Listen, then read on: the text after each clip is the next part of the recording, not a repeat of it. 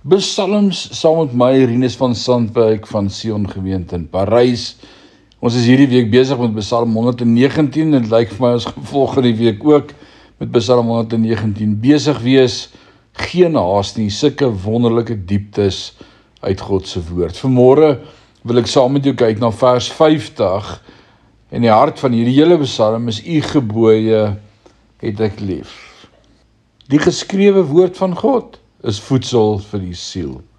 Want die mens sal nie van brood alleen lewe nie, maar van elke woord uit die mond van God.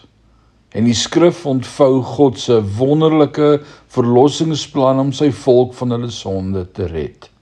Inderdaad, dit is die Bybel wat aan ons openbaar dat Jesus die Christus is, die Seun van die lewende God, en dat ons deur in hom te glo lewe kan hê. Hy het gewillig die offer vir ons sondes geword. Dit is hier in vers 50 dat die psalmdigter die groot vertroosting openbaar wat uit die lees van die woord van God kom.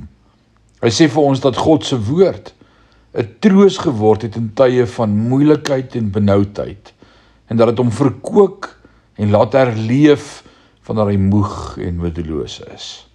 Vers 50 sê: U belofte laat my weer lewe, bely hy.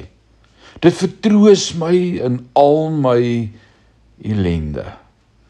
Mag jy in hierdie dag in God se woord daardie vertroosting vind wat vanmôre vir ons sê: U woord bring lewe in my. Mag dit vir jou ook waar wees in hierdie dag. Die Here seën jou. Môre kuier ons verder. Amen.